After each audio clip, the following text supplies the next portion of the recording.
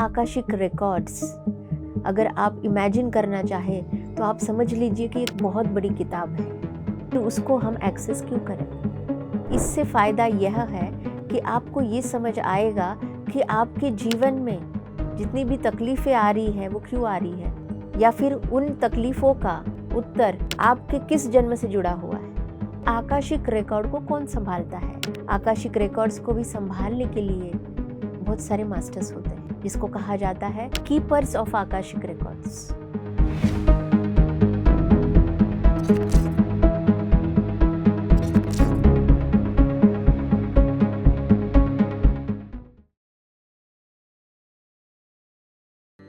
Akashic records, ये जो concept है, ये कॉन्सेप्ट स्पिरिचुअली एग्जिस्ट करती है।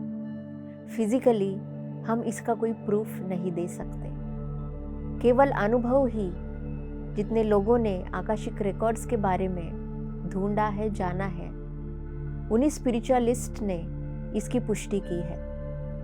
आकाशिक रिकॉर्ड्स एक ऐसी संकल्पना है जहाँ पर हम यानी कि हमारी आत्मा अपने स्वयं के बारे में सब कुछ रिकॉर्ड करती है, उसका संच रखती है। फिर वो हमारा पास्ट हो, प्रेजेंट हो या फिर फ्यूचर पॉसिबिलिटीज क्यों ना हो, यानी कि हमारी आत्मा की यात्रा, उसकी हर पल की जानकारी हमें आकाशिक रिकॉर्ड में मिलेगी।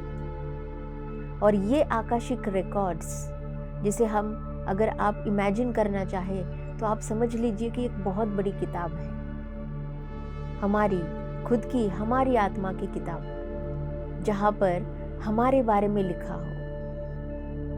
कई बार हमने सुना है, चित्रगुप्त का नाम सुना है। बचपन में नानी मुझे चित्रगुप्त के बारे में हमेशा बताती थी कि चित्रगुप्त जो है वो हमारी आत्मा की यात्रा का पूर्ण रूप से वहाँ पे जानकारी रखते हैं। हम जो भी कर्म कर रहे हैं वो उसको रिकॉर्ड करते हैं। लेकिन जानिए, चित्रगुप्त कोई और नहीं है, हम स्वयं हैं जो उसे लिख रहे हैं। जिसे आप एक तरीके से कहिए कि जो हमारे सोल प्लान्स हैं वो आपको हमारी आकाशिक रिकॉर्ड्स में मिलेंगे।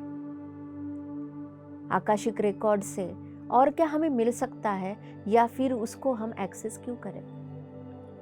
आकाशिक रिकॉर्ड्स को एक्सेस करने के लिए बहुत सारे लोग इस चीज़ को जानने के लिए ध्यान के माध्यम से या हिप्नोसिस के माध्यम से प्रयत्न करते हैं। और इससे फ़ायदा यह है कि आपको ये समझ आएगा कि आपके जीवन में जितनी भी तकलीफ़ें आ रही हैं वो क्यों आ रही है, या फिर उन तकलीफ़ों का उत्तर आपके किस जन्म से जुड़ा हुआ है।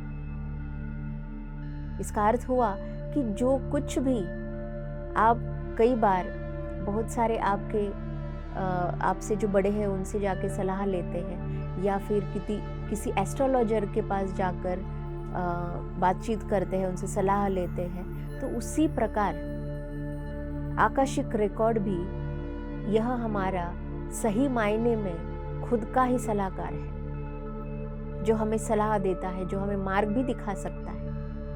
इसीलिए आकाशिक रिकॉर्ड्स को बहुत सारे लोग एक्सेस करना जानते हैं या फिर करना चाहते हैं। लेकिन यकीन रखिए कि किसी एस्ट्रोलॉजर के पास जाने से जो सलाह आपको मिलती है उसके ऊपर आपका जो फेथ है वो कम ज़्यादा हो सकता है।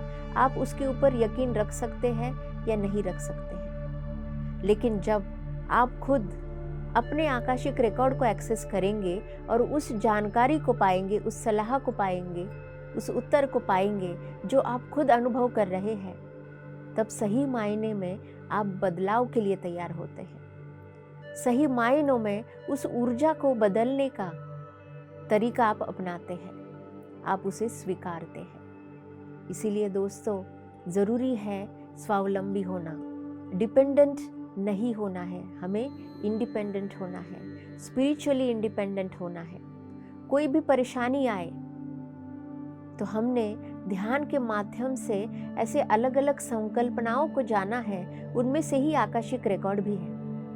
आकाशिक रिकॉर्ड को जानने के लिए सबसे ज़रूरी है एस्ट्रल ट्रैवल।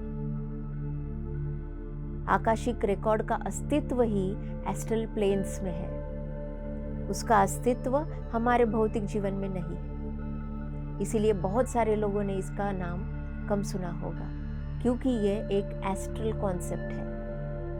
और इस एस्ट्रल कॉन्सेप्ट को जानने के लिए हमें एस्ट्रल ट्रैवल आना, हमें सूक्ष्म यात्रा आना बेहद ज़रूरी है।